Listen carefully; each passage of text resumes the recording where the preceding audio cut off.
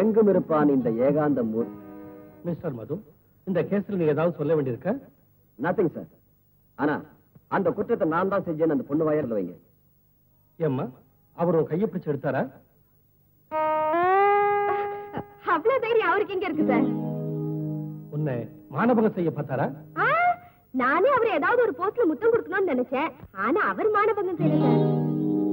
நீயே அவருக்கு முத்தம் கொடுக்க நினைச்சியா? ஆமா சார், அதுக்காக ரொம்ப நாளா ட்ரை பண்றேன். அடி இவ மூஞ்சில முள்ள போட ட்ரை பண்ணிட்டு இருக்காளா? என்னைக்காவது என் கண்ணுல படட்டும். அப்ப அவர் மேல சாட்டி குற்றச்சாட்டு உண்மை இல்லைங்கிறியா? அவர் மேல நான் விழ தயாரா இருக்கேங்கிறதுதான் உண்மை. என்னைக்காவது ஒரு நாள் தனியா என்கிட்ட மாட்டுவாருல்ல, அன்னைக்கு காட்டுவேன் நான் யாருன்னு. என்ன செய்வேன்? அவரை ரேப் பண்ணுவேன். இப்படி வெறுப்பிடிச்சவளை எல்லாம் விளக்க மாத்த எடுத்து நல்லா அடிக்கணும். Order order. யுவர் ஆனர், வெக்கத்தை விட்டு கோர்ட்ல உண்மையை சொல்லிட்டேன். எனக்காக மது வெளியே விட்டா இவன் என்ன ரேப் பண்ணிடுவான்.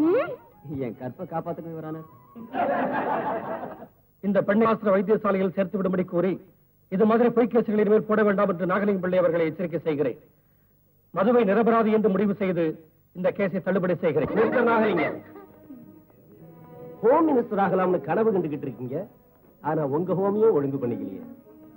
அடுத்தவங்க கதையை விட்டுட்டு உங்க மானத்தை காப்பாத்திக்கீங்க. இல்ல உங்க பொண்ணு அதை பறக்க விட்டுடுவா. வீடு இல்ல. ரொம்ப நேரமா உங்களுக்காகவே காத்துட்டு இருக்கேன். நீங்க சொன்னபடி செஞ்சா போட்டோவை தரேன்னு சொன்னீங்களே, கொடுத்துருங்க. இதுல போட்டோ இருந்தா தானே? அப்படின்னா பொய் கேஸ் போட்டு எனக்கு தண்டனை வாங்கி கொடுக்கணும்னு நீ ட்ரை பண்ணதுனால நான் அப்படி செஞ்சேனே தவிர உண்மையிலேயே நான் அன்னைக்கு எடுத்தது பிலிமே இல்லாத கேமராவில். உன் நிர்வாண உருவத்தை காட்டி உன்னை பிளாக்மெயில் செய்யற அளவுக்கு நான் கீழ்த்தரமானவன் இல்ல.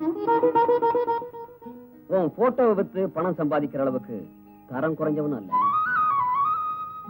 உன்கிட்ட பெண்மைக்குரிய நாளும் இல்ல. அந்த நாளும் இல்லாதவ இலக்கணம் இல்லாத மொழியை போலவன்னு உனக்கு தெரியப்படுத்ததான் நான் நடிச்சேன். Good bye. மது, ஏன் உருவம் உங்க கேமராவில் விழாம போயிருக்கலாம். ஆனா உங்க கண்ணுல நல்லா நின்னு போச்சு. ஒரு பெண்ணை அந்த நிலையில பாக்குற உரிமை ஒரு கணவனுக்கு தான் உண்டு. ஆமா மது, உங்க ஆண்மத்தனம் என் பேய் குணத்தை ஜெயிச்சிருச்சு. என் நெஞ்ச கோயில்ல காதல் தீபத்தை ஏத்திருச்சு.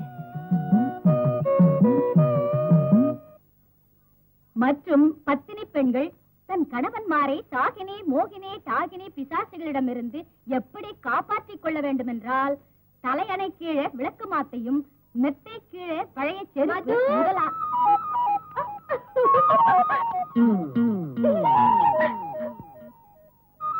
அவரை ரேப் பண்ணுவேன். மது இருக்காராங்க? எதுக்கு? கொஞ்சம் வேலை இருக்கு. உட்காரு உட்காரு.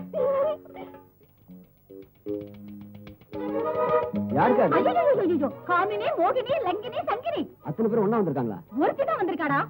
அவளை நான் பச்சடி செஞ்சிடுறேன். நீ உள்ள போய் கருது சாத்திட்டு ஒளிச்சுக்க. அவளை நான் பாத்துக்கிறேன். ஹாய் லதா. ஹாய் மது.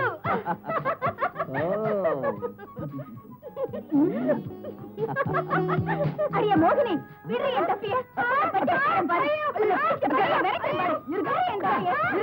அது பேய் இல்லக்கா. பின்ன உன்னை ஏன் கட்டி பிடிச்சா? நான் கூட தான் கட்டி பிடிச்சேன்.